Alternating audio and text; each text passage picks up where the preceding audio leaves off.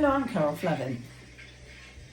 This is the Harland Light Railway, my OO9 narrow gauge, and I'm here today to talk to you about not the rolling stock when I'm talking about the locomotives, but what they can carry or take behind them on the layout. Little Britomart there with some of the Peco carriages behind it. I have a number of other sort of rolling stock, all of which I've bought, and I'm just going to talk to you about what I've done to them just to enhance them a little bit, and I hope you find it useful.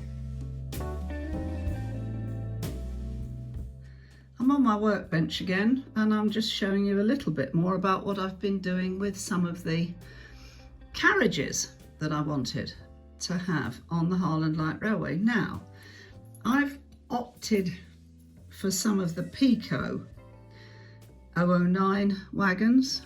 They're great little trains. They come packaged, they come well packaged. And what I've done with them is, if you can see there, I haven't used very expensive ones. What I've done is I've put figures inside. Because these are OO9 and they're actually really tiny, you can't really see the figures. It's just that you're aware that they're in the carriages as they go round. I'm having some problems with the couplings. What happens, because I've got the inclines, sometimes, not always, they get left behind as they hit the incline, and I think the couplings lift up ever so slightly and the carriages disconnect. I've solved this problem by relaying bits of the track near the beginning and end of the inclines. These are what I really love though. These are some I've had for years. They're the Jouef carriages. As far as I know, they were built quite a long time ago. I know they're quite old, and they were built to represent the Paris exhibition, which was at the turn of the century. Not this century, the century before. I really like them. Total and utter nightmare health and safety wise. I have painted them down a little bit, and they have lots and lots of people in them, and I've made them so that there's children in the end. I'll move it back a bit, waving. I've got 3 of them, so I was probably quite lucky to get them. I just happened to see them and bought them a long time ago, even before I was doing a narrow gauge. These ride beautifully as well. They go on easily and they stay connected. The connections are just ever so slightly different from the others, and they seem to stay in place. So I'm rather fond of those. I only put the figures in this morning. I just didn't think to take a video of me doing them. The first shot is a Baldwin towing some of the Peco carriages, the Glyn Valley tramway ones, on the lower track. This is Britomart on the top track, again towing the Peco carriages round past the mountain and the waterfalls.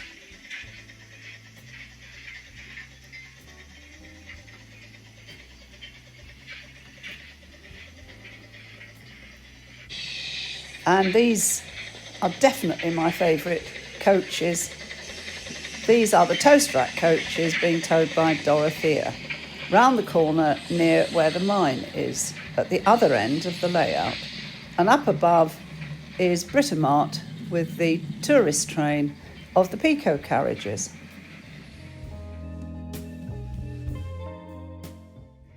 I've been making some loads for the wagons I've got. Now these are Roco ones, and they come in these boxes. This is a selection of the wagons I chose from the Roco range. What I actually wanted to do though was create some loads and also make them look weathered. So the first thing that I did was create the loads. Loads for the square wagon were made with slabs of grey Das clay, which I dried. Each of the wagons has been weathered. Now my weathering paint is this. Probably 75% water to a small amount of black acrylic paint. And I just dab it on. So I've weathered them down from being bright beige to a bit grey looking. I'm currently just putting, I don't know if you can see it there, just a bit of rust around the bottom. I'm using this, which is the Rail Match non-toxic rust, dark rust I think actually. Tiny bit on the end of a very thin brush, and then all I'm doing is literally putting a little bit, using the brushes just round the edges, just to try and dull the bright look of them. So this is a tipper wagon. This one I put a mix of the DCC Concepts ballast, and I just dropped it into the hopper and poured a little tiny bit of Mod Podge glue on. That one's already been done. This load was actually just some pieces of wood. These were the scraps left over from a laser cut kit. I think it might well have been a bridge. So this is what they look like. This is what I used.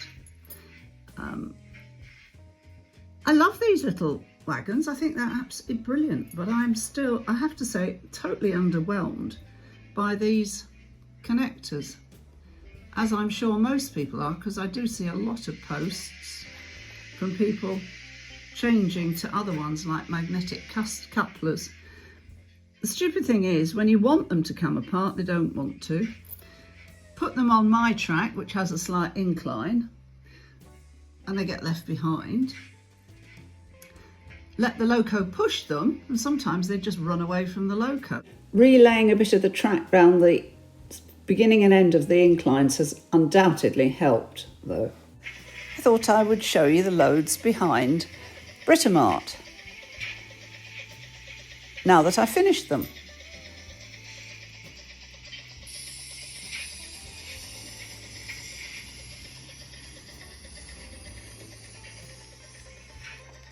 This is just to show that the track has now been relayed and the rolling stock follows behind the loco without coming off anymore. I just made some adjustments and fiddled around until I got it right. I absolutely love these little trains. I like what I'm towing behind them. As I said in the video, there is some frustration on my part that the connections aren't particularly robust, and I'm really not wildly excited at the thought of having to wire them together or get something different to put on them. However, it's really quite lovely and exciting to actually be able to run trains now.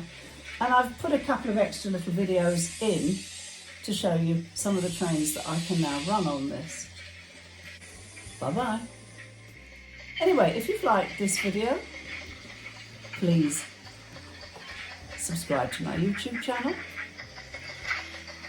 Give me a like, share it, do a thumbs up, and I'll keep making the videos if you're interested in them.